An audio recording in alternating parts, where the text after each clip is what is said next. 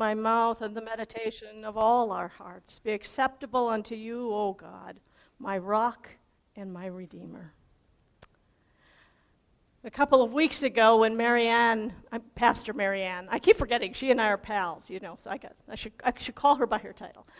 Pastor Marianne and I, she emailed me and asked, are you ready to start preaching again?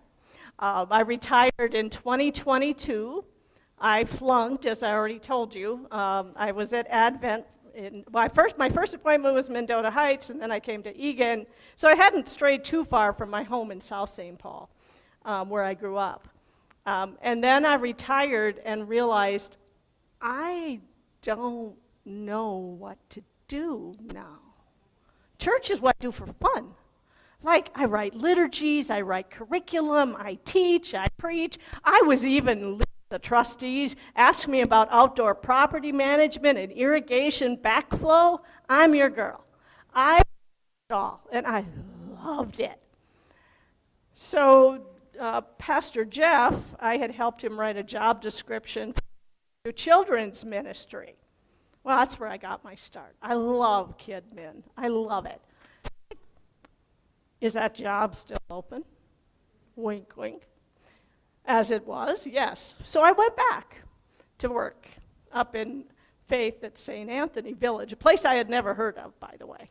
And I had a wonderful time. And you know how things go when you really like to do church? Pretty soon I got to do more and more stuff.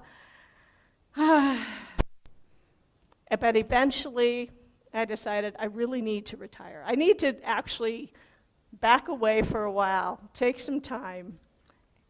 Mostly it was a sense of, my kids live out of state. I could go visit them on a weekend if I wasn't working. So I eventually decided I would retire. But now it's time. I'm feeling this urge again to come back. And so when I got an email from Susan from the office about my sermon title, I was like, deer in the headlights. I need a title? Already? It's a whole week away. I usually, as I'm writing a sermon, I wait for something to bubble up. So what you see in the bulletin today, if I had to rename this sermon, it would be, and I want you to picture it. You could put it actually up here on the big sign even, and on the side on your sign. So here, picture this as, with me. Blessings. How to get them, how to keep them, and entitled to them. That would be my new sermon title. In last week's gospel reading, Jesus has called forth his disciples, and he's ready to begin launching into public ministry, declaring that the reign of heaven has come near. So this week, in this episode of Matthew that we just heard read by Bill, he begins to color in what is that going to look like? What is this reign of heaven going to be like? What's it about? Matthew's audience that he's writing for grew up in the Jewish traditions. So it makes sense when he presents Jesus as a kind of new Moses, a prophet, a teacher who will shepherd God's people from enslavement to a tyrant to freedom. For example, in Jesus' birth story in Matthew, we have a tyrant, right? His name is King Herod, who is in his attempt to kill Jesus, because you can only have one king, right? He orders infant boys to be executed. A pattern very reminiscent, if you go all the way back to Moses, who also lived under a tyrant, the Pharaoh, and also made his way out of captivity with his sister down the river in a basket as the Pharaoh decided that he must get rid of these Hebrew children. And so just as Moses delivered a divine teaching from Mount Sinai, Jesus has climbed a mountain, and he begins to deliver what we now call the Sermon on the Mount. So who's the audience for this sermon? Jesus is addressing his disciples, his inner circle, but all around him are these crowds of people. Wouldn't you have loved to have been in that crowd, right? Wouldn't you have loved to be on that hillside listening in? And because it's a hillside, it's like an amphitheater, you would have been able to hear what he was teaching his disciples. And then at the sermon's end, the crowds are astonished by his teaching. Matthew makes clear that these crowds that surround him are not of the elite. They're not well off. More likely, these are the sick, the afflicted, and those who care for them. And after this, his fame began to spread throughout all of Syria, and they brought to him all of the sick and those who are afflicted with various diseases, pains, etc., and he cured them. One of the things we know about organized religion, I like to say I'm a fan of disorganized religion, but that's a sermon for another time. Both in the ancient world and in our own, it is often concerned with this divine blessing. How to get it, how to keep it, what to do, what you have to do in order to inherit it, who's entitled to it and who isn't, and so on. So when a religious figure outlines his or her key teachings, we are going to expect them to address these very questions. And sure enough, right out of the gate, Jesus begins his first major sermon with a teaching on blessings. Now, I take issue with the Common English Bible over this because they use the Greek, from the Greek word, which I'm not going to bore you with, they use the word happy. And that is one of the ways that the Greek can be translated. But what happens is then we think of happy as it is used in our cultural context. The word happy comes from the Old English word hap, which means by chance. That's very different, isn't it, from blessing? Very different. By chance, I might be happy. I might say or do something that makes me happy. Pick up a new hobby. It's a new chance. Coming here today makes me happy in that it's a new chance to get back into doing this thing that I love, which is church. But it's chance. Someone had to ask me to come here. Whereas the word blessing is deep within us. When you feel blessed, it's all the way. From head to toe, it's in your soul, it is your very being, it is joy. So that's why I prefer the word blessing. So we're gonna work with blessings here. Now, to the extent that the listeners are expecting Jesus to lay out this divine blessing, how to get it and how to keep it, the Beatitudes come as a real surprise. Jesus paints a completely opposite picture of what blessedness is. Looking around the world then and now, it's easy to conclude that the blessed, at least especially if you're going to use the word happy, those who are happy would be those who have no wants. They've got everything they need. They've got a roof over their head, they've got clean water to drink, they've got heat. There's lovely heat in this building today. Remember the old Gothic churches with no heat? I don't want to be there, neither do you, right? We love the amenities that life has provided for us. Jesus is saying, the rich, the happy, the strong, the well-liked, that's not necessarily who is blessed. Jesus is saying, despite all appearances, the truly blessed are those who are poor, grieving, hungry, merciful, pure in heart, peacemakers, persecuted, reviled. I don't know about you. That doesn't sound so great to me, right? Is that really where the blessing is? Is there joy in being poor or grieving or hungry or persecuted? It doesn't add up. And this isn't, though, a how-to manual, how to be happy, how to be blessed. It's about that inner sense of calm assurance that I am a beloved child of God. To be poor in spirit is poor in a very different way, isn't it, than just not having money. You can have all the money in the world and be as poor as someone out begging on the streets. So this is what Jesus is trying to get at here with this teaching, is that, you might think you've got it all together.